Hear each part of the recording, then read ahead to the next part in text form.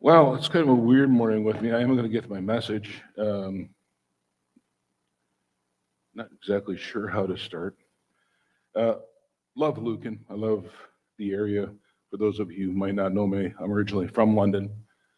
Grew up out in Dorchester before we moved into the city and got saved in the street ministry in London. Oh, a lot of years ago. It'll actually be 40 years next week. And been serving now in Colombia with my wife Patty for the last 29 years. And actually, you could say that she's been serving in Colombia a lot longer because she is Colombian. But I won't tell you how many years that is because she will hurt me in the name of Jesus. We have two boys, James and Darren. James is just about to finish studying aviation at the University of Waterloo. He's graduating as a commercial pilot in a couple months. And our youngest son, Darren, is just about to head off to the University of Waterloo to start study arts and business. And so he's here with us this morning. This summer he's been packing onions down in Leamington. So if you get this sudden craving for hot dogs, it's just kind of overflow from all the onions he's been packing this week. But getting him started out. So Patty and I are into that period of life called joyful mourning, otherwise known as being empty nesters. You can probably turn off the monitors, guys. I'm getting a lot of hum behind me. But even as we're just praying this morning, God spoke to some things in my heart that apparently I'm going to find out later that are very true. I just spoke out some things that God was speaking to my heart. And everybody's just kind of looking and laughing at me. And so there's a story there I don't know yet. But then sitting here, had Isaiah 54 come to mind, and I'm going to read it backwards a little bit to you. Verse 2 says, "Enlarge the place of your tent, stretch your tent's curtains wide. Do not hold back, lengthen your cords, strengthen your stakes." I get a feeling that there's a season of surprise, or maybe not so surprise growth coming to the church. And some of you say, well, how could, this church suddenly grow and expand? Why would we have to expand our tent pegs? We're small. Well, God speaks to what he wants before we can ever see it. The verse chapter starts off, "Sing, barren woman, you who never bore a child. Burst into song, shout for joy, you who were never in labor, because more are your children than the children of the desolate woman, than those of her who has a husband."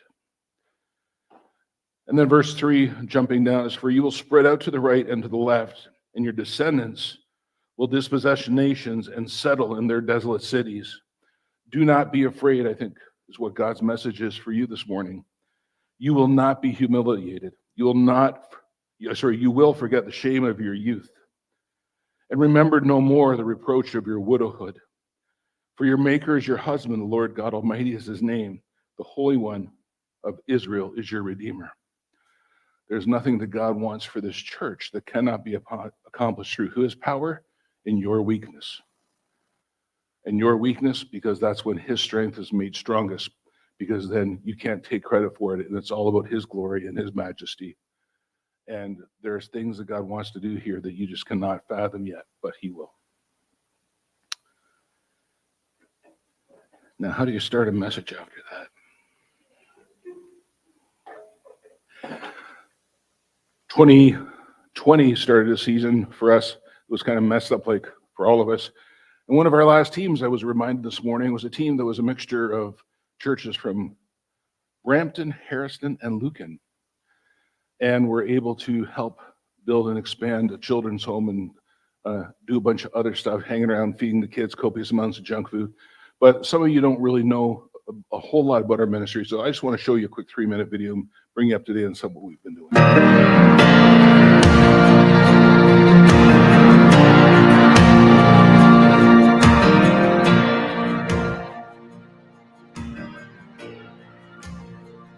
I believe in the blood of Jesus that washes white as snow. I believe in the power of the gospel still makes the broken whole.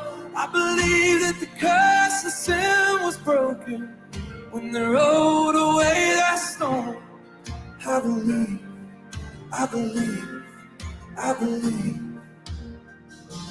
As I bow before you, Lord, I will rise in confidence. I will see your goodness, Lord, in the land I'm living in. No matter where I go, no matter where I've been, I will see your goodness, Lord, in the land I'm living in.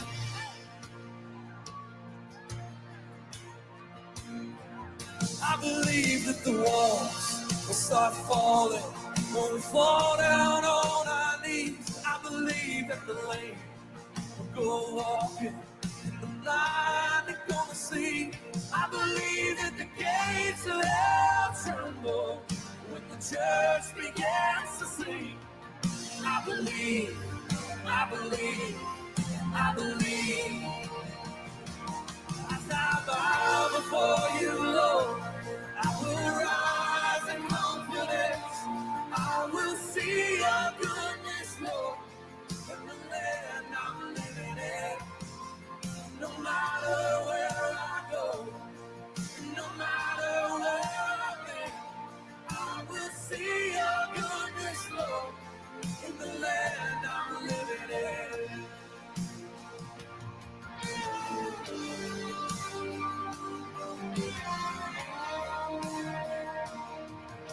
Sing it to the daughters, sing it to the sons, to every generation. Look at what the Lord has done. Sing it to the darkness, and the light has come. Sing it to the nations. Look at what the Lord has done. Sing it to the daughters, sing it to the sons, to every generation. Look at what the Lord has done. Sing it to the darkness, and the light has come. Sing it to the nations. Look at what the Lord has done.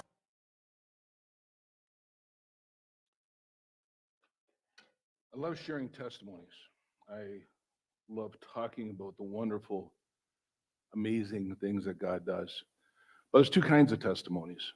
There's testimonies like we've just shared on here, things, miracles, project that God has done. But then there's the other kind of testimony where we talk about what God has done in our lives. Funny part is, so many of us don't like to share testimonies, don't like to share our personal testimony because we're embarrassed of where we've come from. And some of us, and I include myself right up there, we have a lot to be embarrassed about.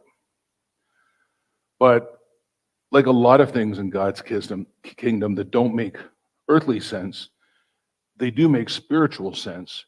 And it's that where you most have received love, hope, and restoration in your own life is that same place that you can share love, hope, and restoration to other people. It's somebody else's healing will most likely be found in your scars. It's precisely because of those scars, when teams come down many times, they can share testimonies in schools and places that the church can't often get into, because Latinos, generally speaking, do not share about their past. And so when we get a group of North Americans come in that will share from their dirtiest laundry, but the hope and restoration they received in it, where we get into schools to make such a big impact. But in those testimonies, I've learned to love to share, not because I love to share my pain, but because somebody else's healing is found in it. And as somebody else's healing is found in that pain, I found my own healing, my own peace with all the things that did happen. So no longer it's about the ex-street kid that got saved in London, Ontario. It's about the God that brought him out of the streets and into the nations. And then back to the things like building schools and churches. I love sharing those testimonies. Even though we've just in our ministry gone through some of the most difficult times in our lives with COVID, and I don't want to get into that whole thing, but it was a nasty time. But God moves when we're willing to say, I will trust you and I will serve you.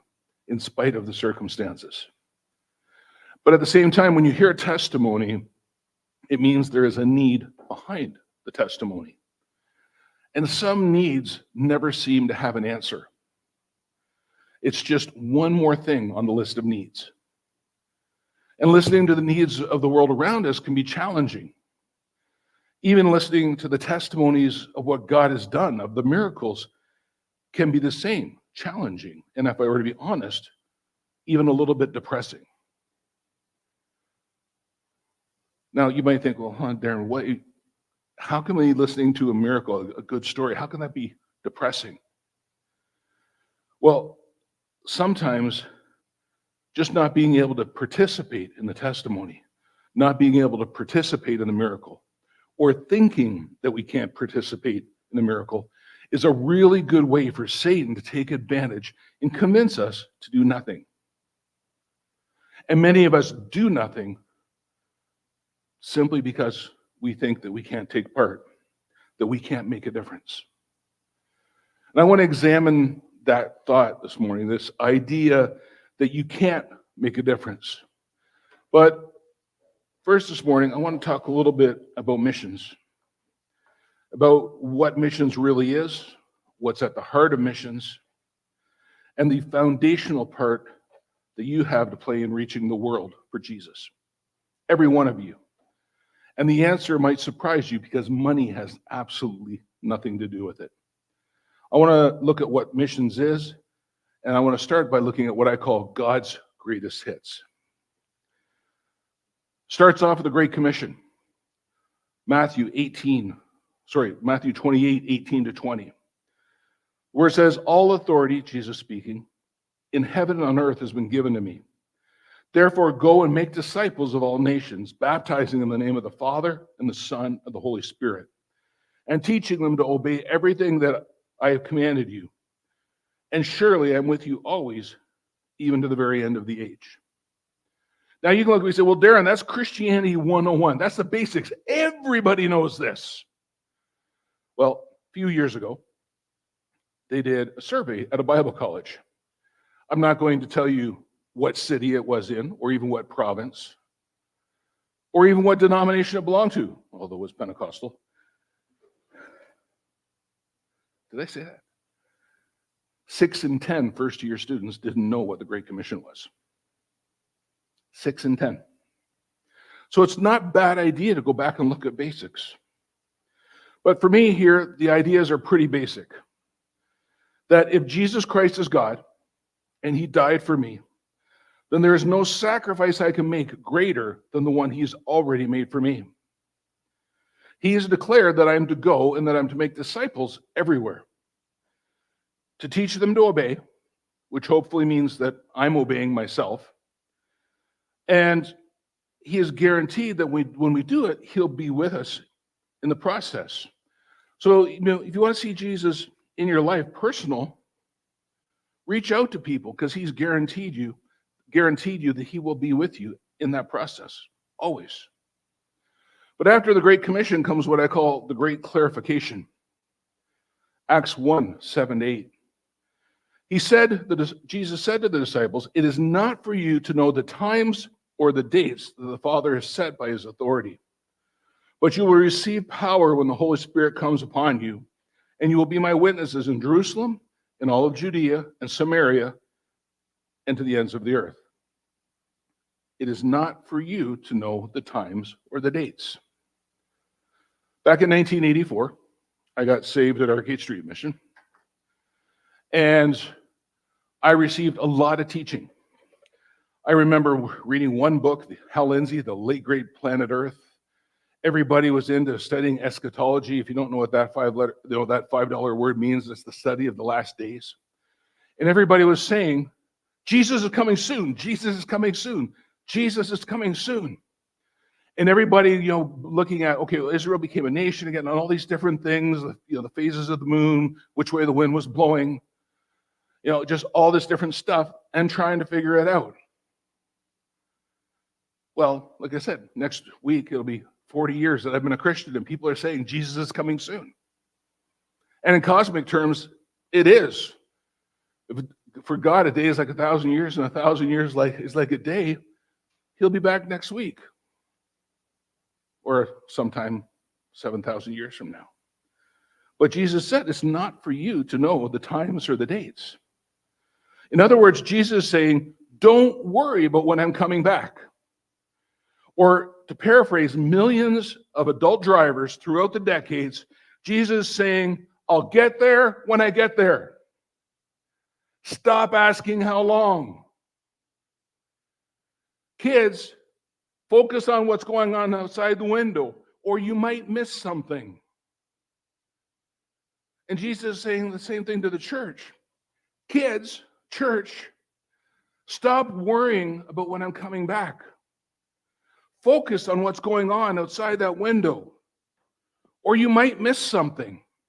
And that's something that you miss might be radically changing and making the impact in somebody that's around you and changing their destiny and the destiny of all the generations that follow them.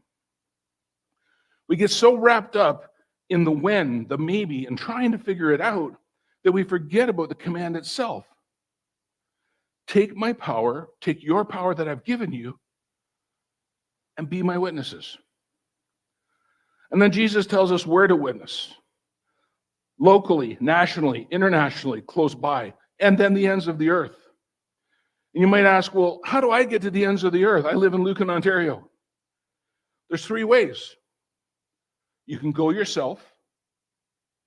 You can pray your way there. Intercede for the nations. Pray for Israel. Pray for Ukraine. Yes, pray for Russia. Pray for China. Stand in the spiritual gap for those nations. You are being part of reaching the world. And then if you can't go yourself and you are praying, you can also send somebody like me to take your place. Now, as for the how do we reach the nations? For that, we have the great requirement. He has shown you, Micah 6:8, O mortal, what is good and what the Lord requires of you. To act justly, love mercy, and walk humbly with your God. If you think you have all the answers, you're not walking humbly with your God. He has all the answers. I just get a chance to listen to them on occasion. And then the last of the greats, the great caveat. What I call the two-handed gospel, what many call the two-handed gospel. See, too often our well-meaning secular charity, our social work, turns into just that. We leave the gospel out of our actions. And our social justice must always include proclamation, preaching wherever possible. And our proclamation must be salted with the compassion and mercy of social action. We have to be aware of the tendency to be more excited about our good works than we are about the good news. The reconciling gospel is always at the forefront of the church's social action, because a full belly is not better than a reconciled soul. We do a lot of social work in Columbia, but unless we can share Jesus, we don't do the social work. A lot of people want to do social work. It's only Jesus that will change their condition forever and for eternity. So what's the heart of missions? Not my will, his. Submission. I will go because he's called me to go. And if I can't go internationally, I will go nationally. And if I can't go nationally, I will go locally. And while I go locally, I will reach out to those that are close by. My family, my neighbors, my kids' school. I will get involved in the Board of Education. I'll get involved in local politics. I will support those individuals that support the best interests of the kingdom. People say, what's your political position? I said, I have one political position and one political party. Now everybody's getting ready to throw rocks. My political party is Jesus and his kingdom. And my political position is I will do and vote for whoever is going to do the most good and the least harm to my Lord. I have no other loyalty. And I will get involved in society in all these areas because we've hid our light under a bushel, under a basket for so long, because we're afraid of getting out and being an influence. We're afraid of getting out and causing controversy. We don't need to go out fighting. We need to go out serving and allow people to see his light through our service. And wherever I cannot go myself, I'll help to send others to take my place. And when we send that person to that other place, we are sending a new seed to a foreign soil, producing a harvest, a new harvest, producing a crop sometimes it's never been seen before. When Patty and I first got married, it was kind of strange. Patty's one of 5 daughters to a single mother in a Latino macho society, and they were, kind of confused by me. First of all, they were really confused that I'm a cook. Among other things, I'm a cook. You can tell that I'm a cook. Never trust a skinny cook. It means they don't eat their own food. And then they were surprised because I could cook well. And that I would cook for them and for the family. And they were just, for the first few months, were just really amazed and shocked about the simplest things. They were fascinated with my rice. Now, rice in Colombian society, like many places in the world, is a staple food, and it's pretty much done the same way, at least in Colombia, everywhere. They get their water, they get their rice, some cooking oil, chop up some onion, maybe a little bit of cilantro. And if they really want to zip it up, then they'll throw in some chicken bouillon to give it some extra flavor. And that's pretty much the way everybody does it. And yet they were so thrilled by my rice. They said, Darren, you have such great rice. It's amazing rice. Oh, we'd love to come over for your rice. Well, you know what the difference between my rice was and their rice? They wanted to zip it up. They put in chicken bouillon. I just put in beef. But that's what missions does. Missions brings a new thought, a new concept, a new ingredient. And because of that, we get a different result. Missions changes a community that cannot change itself because a new point of view is added, and we get new results because of it. That's even what the church does in the local community. You bring a new ingredient, a new way of thinking, a new attitude, service, humility. And when you reach out into your community with those ingredients, you get a different result. And while other people maybe are doing things for their own satisfaction or to look good in the community, you do it to serve your king. You do it with excellence. You go the extra mile. And suddenly, you have a new result in your community, a new elevated status, because people realize those Christians are different. They're the ones we need to help because they're the ones we can most confide in, most rely on. So I will go. I will go in humility. I do not have all the answers.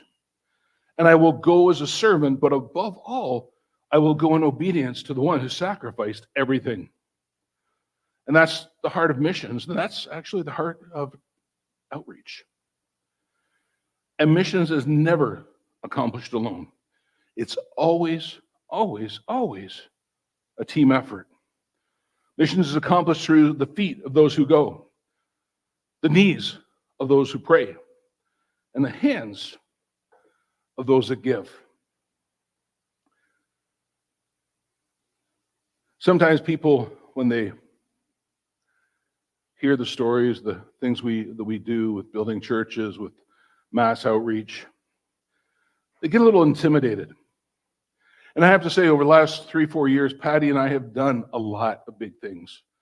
Even when we thought we were going to be done with COVID, God challenged us to reach out and to reach beyond our human thinking. And so we just started doing food packages to what we thought was going to be a few dozen people for a few weeks. It ended up being a few thousand food packages over 9 months. We ended up building a church, expanding a boys' home, and doing so many other things. And actually, when financially, our support was tanking. And yet at the end of that year, when we looked at our ministry account, even though we had lost 35% of our support, we had more funds in our account than when we started with. And Patty and I, over the years, have reached out to tens, literally actually hundreds of thousands of people in different venues. So many things. But that day that we get before the white throne and we receive our rewards, do you know what the difference between my reward and your reward will be? Do you know what the difference is between my pile of goodies and your pile of goodies?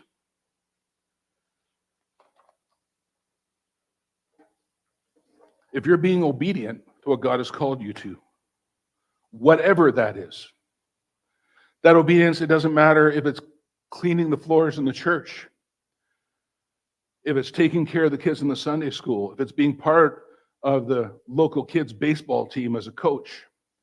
If you're doing it for Jesus and you're doing it in obedience, the difference between my reward and yours is absolutely nothing. Because God does not care about the size of your endeavor. He cares about the size of your obedience. The smallest things can make the biggest difference, and you'll see that in a little later in this message. God does not care about the size of your endeavor. He cares about the size of your obedience. I like that so much, I put it in Spanish. A Dios no le importa el tamaño de tu proyecto o esfuerzo. Le importa el tamaño de tu obediencia. He cares about your obedience because when you do your part, however small, the results are up to him. 39 years ago, almost 40, as a brand new 17-year-old believer, I started by mopping floors in the street mission where I was working, where I got saved, leaving a worn down old building looking pretty good. But I can tell you, most times people had no idea and didn't notice my work. It's just something that needed to be done. And then I started opening the doors at the street mission, taking on more responsibility. Suddenly, people started taking notice of the ex-street kid, Bubba. Kind of funny, though, if you look at our ministry, I never knew this at the time, but my street name, Bubba, was going to be prophetic. It was only 20 years later when I found out that Bubba, in many African languages, means father or grandfather. But people started taking notice of me, and people like you in the church, you loved me. When I was unlovable, when I had the old lumberjack with the studded wristbands, hair down past my shoulders, yes, I did have hair at one time. You loved me and you gave me compliments. And even when I attended church and maybe didn't dress right or maybe didn't even smell right, you sat beside me. Some of you even put your arms around me. Have you ever put your arm around a grizzly? It takes guts. Sometimes you even took me out for lunch, or you invited me to the youth camp we were working at. Or sometimes you even just bought me a pair of shoes.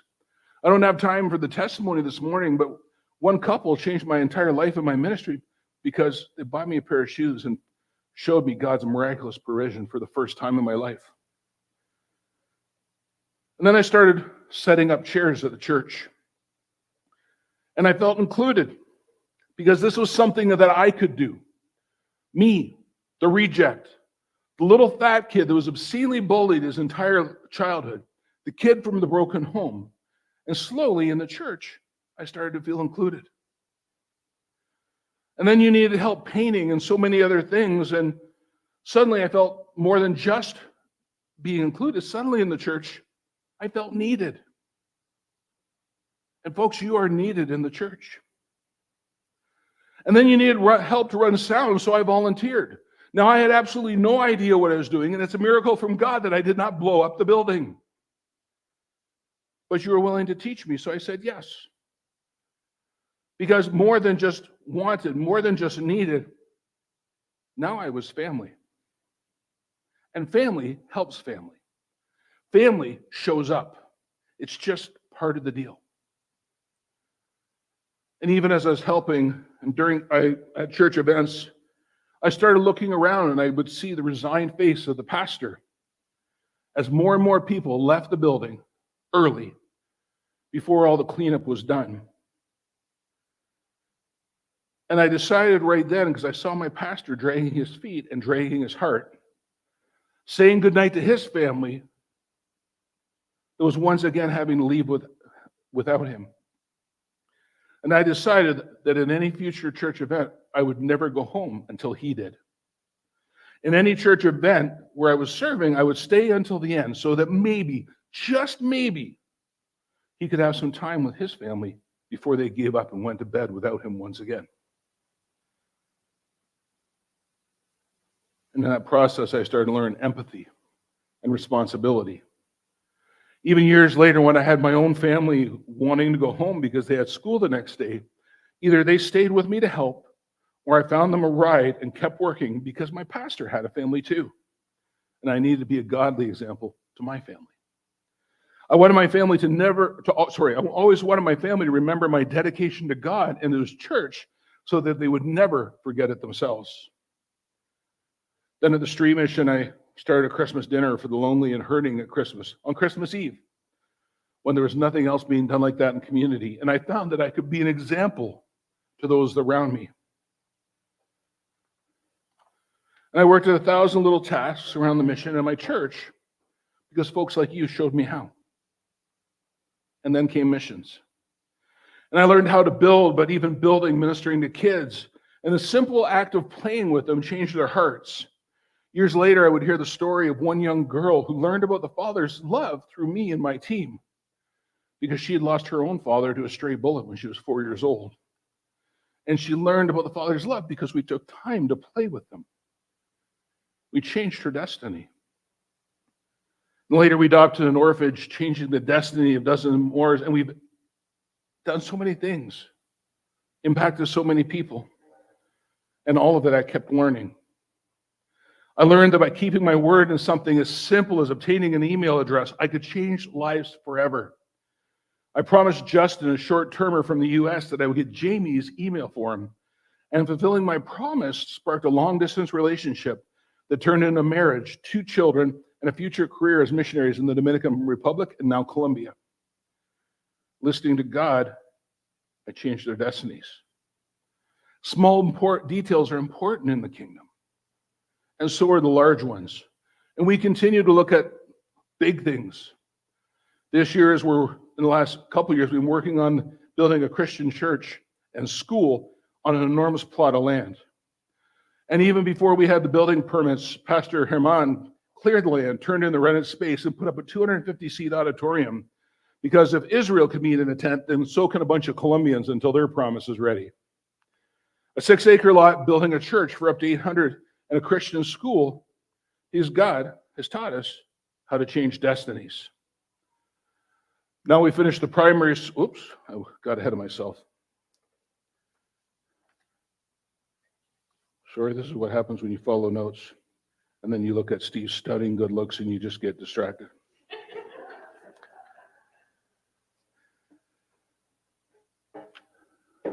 Yeah, I lost a slide there somewhere. Anyway, now we finished the primary school, and you can see off to the right where the 800-seat gymnatorium will go. Looking here, the preschool is now off to the right, and the high school will be to the left. Initially for 300 students, but could expand up to as many as 1,200.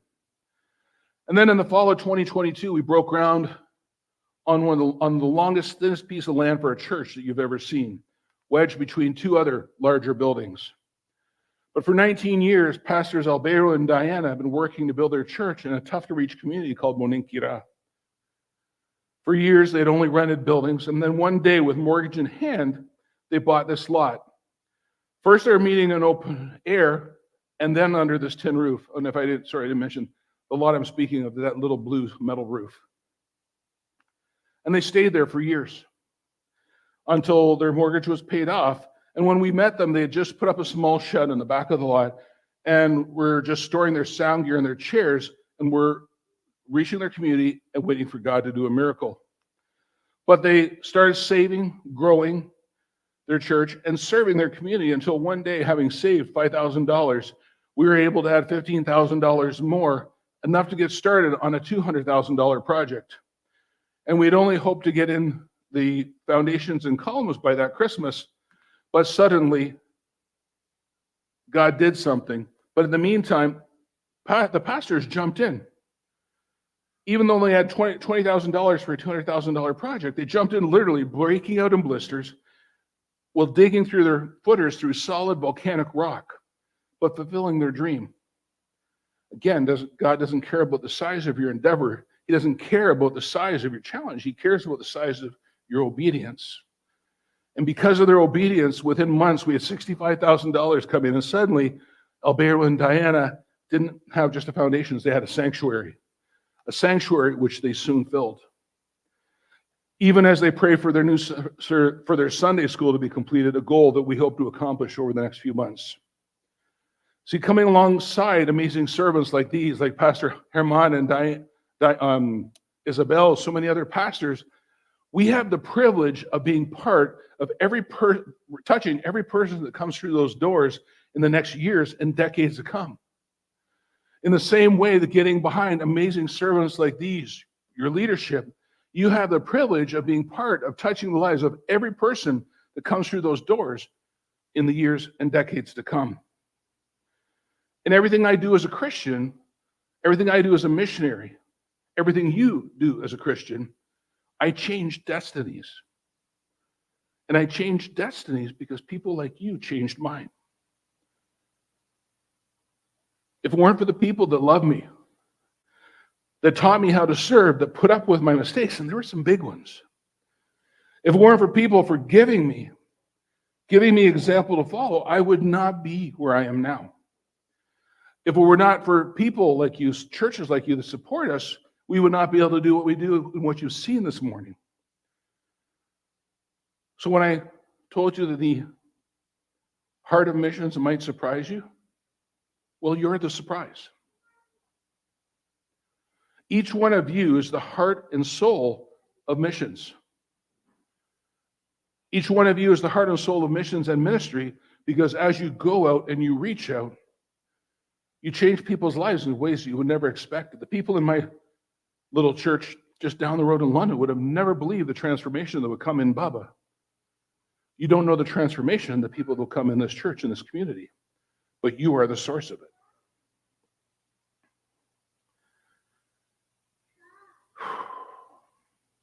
I'd like to share one more story with you.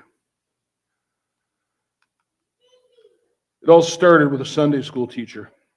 It was the year 1858 in the city of Boston. Edward Kimball was a young Sunday school teacher who made it a habit to personally give each student in his class an opportunity to accept Christ as their Savior.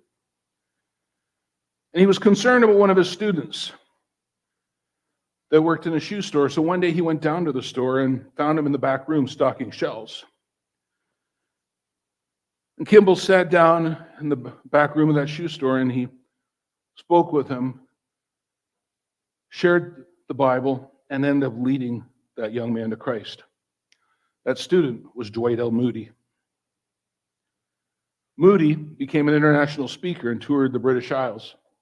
He preached in a little chapel pastored by a young man named Frederick Meyer, and in his sermon he told the story of his Sunday school teacher.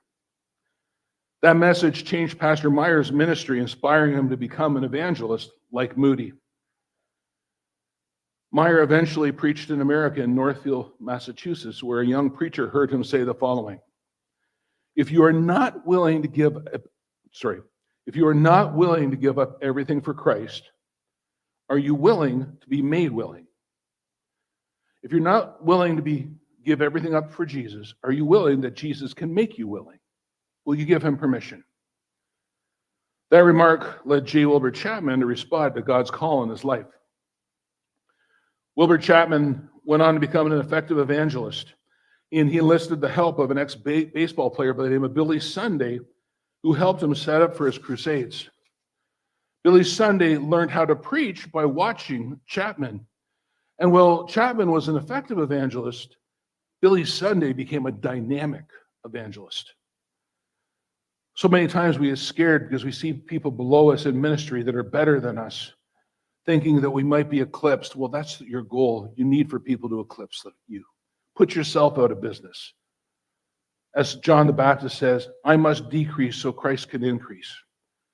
Are you choosing what is best for yourself or what's best for the kingdom?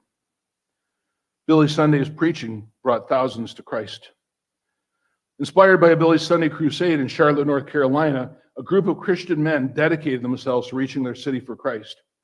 And they invited an evangelist by the name of Mordecai Ham to come and hold a series of evangelistic meetings. The year was 1932.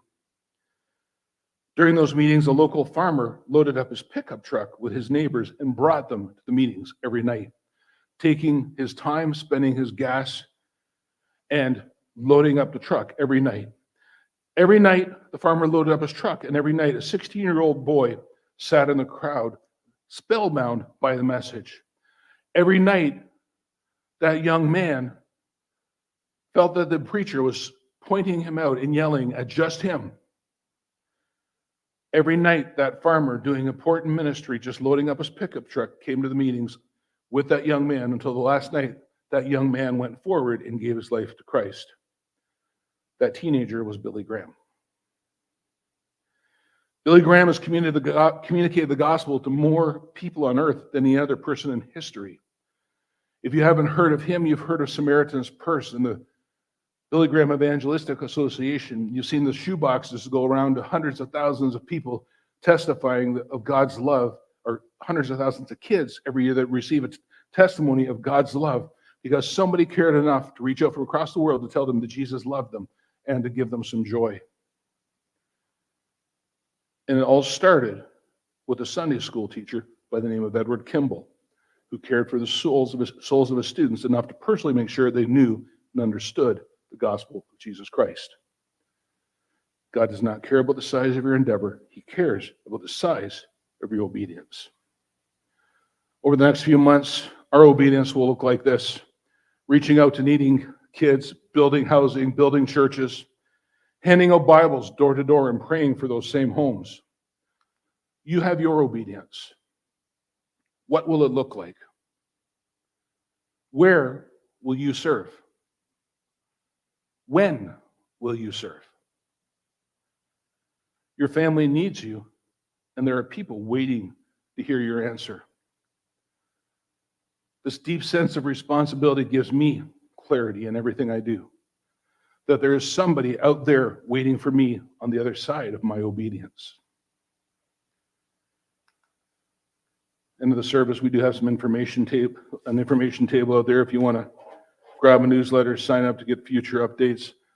But again, thank you for being with us. Thank you for supporting us. And I honestly, every time I come to Luke and every time I hear or see something on Facebook, I'll be watching and waiting to hear the story that you guys are going to tell in this community. God bless you. Why don't we have everyone stand right now? And one of the things is God does direct us. He shows us where he wants us to go and what he wants us to do. So for the next few moments, I'm not going to drag this out too long, but what I want you to do is just ask Jesus, what's my next step? So maybe for you, it's maybe you just got to commit to following Jesus in the first place.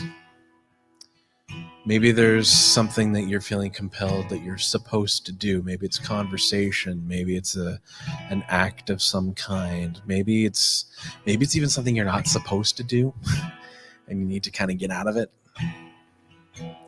What's the next step so that you can be more obedient to Jesus today than you were yesterday?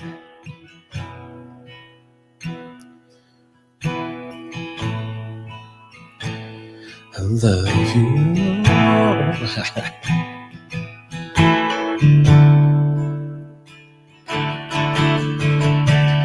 And all my life you have been faithful. All my life you have been so good. Every breath that I am able, I will sing of the goodness of God. I love you, Lord. Oh, your mercy never fails me. All my days I've been held in your hands. From the moment that I wake up until I lay my head, I will sing of the goodness of God.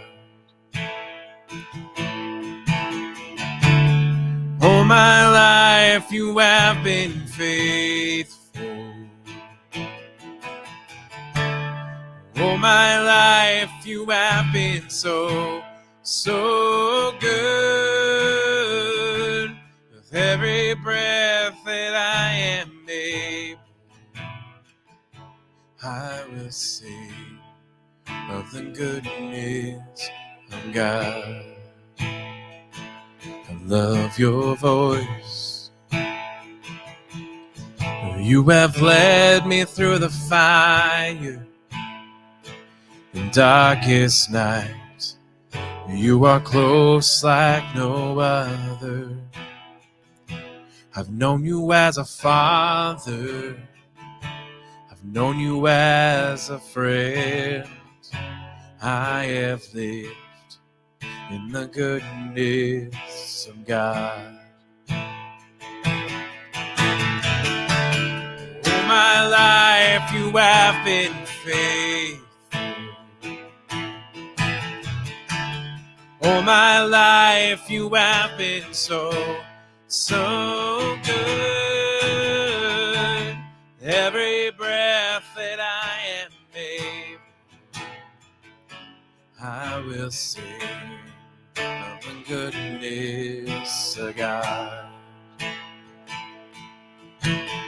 Your goodness is running after me. Your goodness is running after me. With my life laid down, surrendered now, I give you everything. Your goodness is running after me. Your goodness is running after me. Your goodness is running after me. With my life laid down, I'm surrendered now. I give you everything. Your goodness is running after me. All my life you have been faithful. All my life you have been so, so good. Every breath that I am able, I will sing of the goodness of God. Your goodness is running after me. Your goodness is running after me. With my life laid down, surrendered now, give you everything. Your goodness is running after me. With my life laid down, I'm surrendered now, I give you everything. Your goodness is running after me. So what's that next step? Is it choosing to follow Jesus? Are you supposed to do something?